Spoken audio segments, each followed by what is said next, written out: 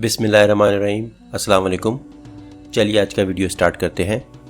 अच्छा, आज हम एक थ्योरेटिकल वीडियो करने वाले हैं।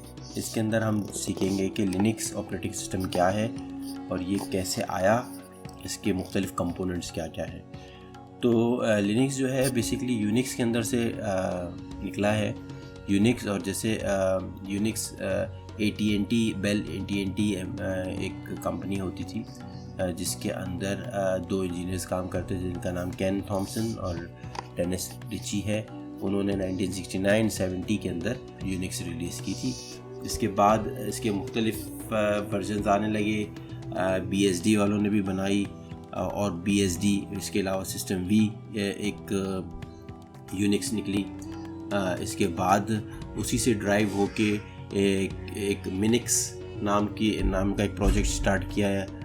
बेसिकली ये सारी जो चीज़ें मैंने आपको बताई, BSD या मिनिक्स, ये सब यूनिवर्सिटीज़ के अंदर जो कंप्यूटर के स्टूडेंट्स होते थे वो या डेवलपर्स होते थे, सॉफ्टवेयर डेवलपर्स, वो इन चीज़ों पर काम करते थे और इसी के अंदर इंटरेस्ट होता था। तो इसी दौरान 1991 के अंदर आपकी नॉर्वे हेलसिंकी यूनिवर्सिटी के अंदर लिनस टोरवाल्ड्स एक प्रोजेक्ट बनाया। एक मास्टर्स के स्टूडेंट थे नए ऑपरेटिंग सिस्टम का, जो कि मिनिक्स से इंस्पायर्ड था, जो एक नया कोड लिखा और कर्नल लिख के और उन्होंने रिलीज़ कर दिया GNU लाइसेंस के अंदर। GNU लाइसेंस के ज़रिए उन्होंने इसको शेयर सॉफ्टवेयर किया। और GNU लाइसेंस के अंदर ये होता है कि आप उसके अंदर बिल्कुल उसका सोर्स कोड, अगर आपको थोड़ा सा सॉफ्टवेयर डेवलपमेंट से थोड़ा सा इंटरेस्ट है तो सॉफ्टवेयर डेवलपमेंट के अंदर सबसे इम्पोर्टेंट चीज़ होती है, अगर आप किसी कंपनी से भी कोई प्रोग्राम ख़रीदते हैं, वो आपको प्रोग्राम तो भेज देता है मगर उसका कोड कभी भी नहीं देता। जैसे माइक्रोसॉफ्ट, आपने डेफिनेटली विंडोज़ ख़रीदा होगा या आपने माइक्रोसॉफ्ट ऑफिस ख़रीदा होगा, मगर आपके पास, अगर आप माइक्रोसॉफ्ट के पास जाएँ कि और बोले कि मैंने ऑफिस ख़रीदा है, मुझे आप उसका प्लीज़ सोर्स कोड दे दें, तो कभी भी नहीं देगा। क्योंकि सोर्स कोड एक ऐसी चीज़ है जो कि अगर आप किसी सॉफ्टवेयर का आपको मिल जाए तो उसके अंदर आप मज़ीद फंक्शनैलिटीज़ भी ऐड कर सकते हैं, उसको इन डेप्थ जाके उसको कस्टमाइज़ भी कर सकते हैं अपने रिक्वायरमेंट के मुताबिक। तो GNU या ओपन सोर्स जो सॉफ्टवेयर है, जो मेरे चैनल का नाम भी है, उन सॉफ्टवेयर्स के अंदर सबसे अच्छी चीज़ ये होती है कि उसके सॉफ्टवेयर तो आपको मिलता ही है फ्री ऑफ कॉस्ट, उसके साथ फ्री ऑफ कॉस्ट आपको उसका कोड भी मिल जाता है। यानी कि आप लें उसको, आप उसको अडॉप्ट करें, आप उसके अंदर डेवलपमेंट करें। अलबत्ता शर्त ये होती है कि उस डेवलपमेंट को फिर आप कम्युनिटी के साथ शेयर करेंगे। तो लिनक्स के अंदर भी बिल्कुल ऐसा हुआ। ये मैं उनका लेटर आपको दिखा देता हूँ, थोड़ी देर के लिए स्क्रीन पे रखता हूँ, आप उसको पढ़ लें। जो उन्होंने जो लिनक्स का जो वर्जन निकाला किया लोगों के सामने, तो उन्होंने ये लिखा होगा, ये उन्होंने ज़माना तालिब इल्मी से में उन्होंने ये चीज़ की थी। ये आप देख सकते हैं, ये महफूज है लेटर आज भी।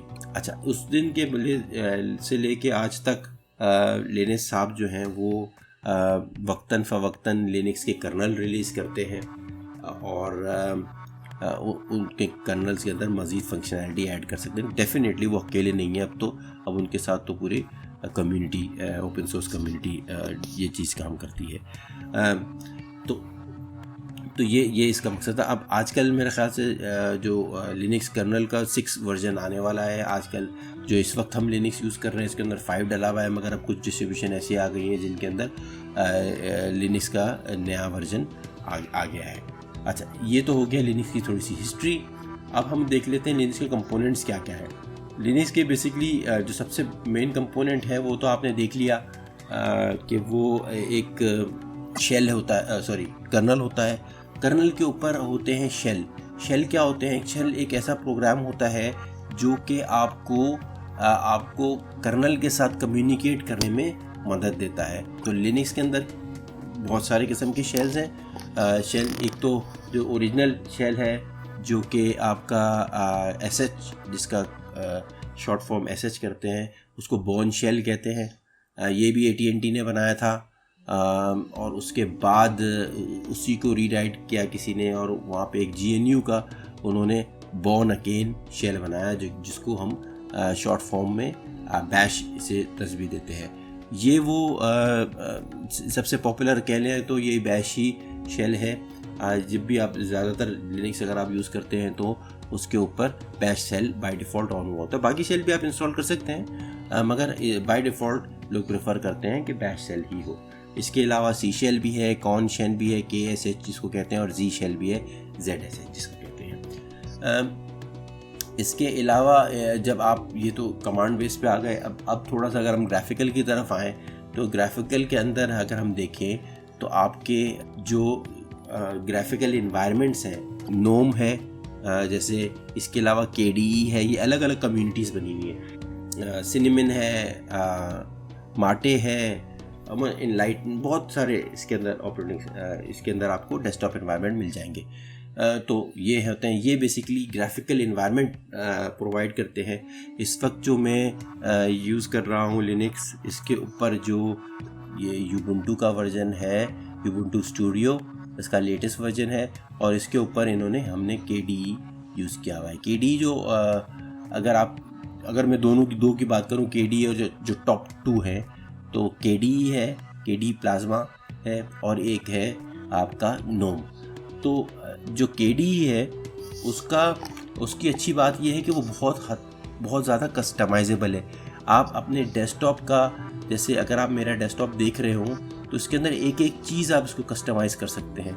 कोई ऐसी चीज़ नहीं है, ये देखें, जब ये बाय डिफ़ॉल्ट इंस्टॉल होता है, बिल्कुल विंडोज़ 10 टाइप का सेटअप है, स्टार्ट का बटन होता है, उसमें प्रोग्राम आके जाते हैं। मैंने उसको टोटली चेंज करके, विदाउट एनी, इतना कोई ख़ास एक्सपीरियंस नहीं है डेस्कटॉप कस्टमाइज़ करने का, मैंने उसको चेंज करके मैंने उसको अपने स्टाइल से मैं ढाल लिया है। मैंने उसको स्टार्ट मेन्यू उठा के इधर ले गया, उसके आइकन चेंज कर दिए मैंने, सब टोटली कस्टमाइजेबल। इसका लॉक स्क्रीन भी डिफरेंट है, इसकी लॉगिन स्क्रीन भी डिफरेंट है, इसके वॉलपेपर्स डायनेमिक हैं। KDE के अंदर हद से ज़्यादा आप कस्टमाइजेशन अवेलेबल है। दूसरा जो नोम जो डेस्कटॉप इन्वायरमेंट है, उसकी जो ख़ास बात है, उसकी ख़ास बात ये है कि वो एक बहुत ही पॉलिश्ड, KDE जब पहली मरतबा आप इंस्टॉल देखेंगे तो वो बहुत आपको एक अनपॉलिश इसकी लुक आएगी। डेफिनेटली उसको फिर आप कस्टमाइज़ करते जाएं तो वो बहुत ही खूबसूरत बन जाएगा, मगर फर्स्ट लुक के अंदर वो थोड़ा सा रफ सा, एक अनपॉलिश सी चीज़ नज़र आती है। जबकि इसके बरअक्स नोम जो एनवायरनमेंट है वो बहुत ही पॉलिश लुक, बहुत ही इनोवेटिव टाइप की चीज़ें हैं। गो कि उसके अंदर कस्टमाइजेशन कम है, मगर उसकी एक लुक बहुत ही खूबसूरत और बहुत ही अपनी एक यूनिक एक प्रेजेंस रखता है।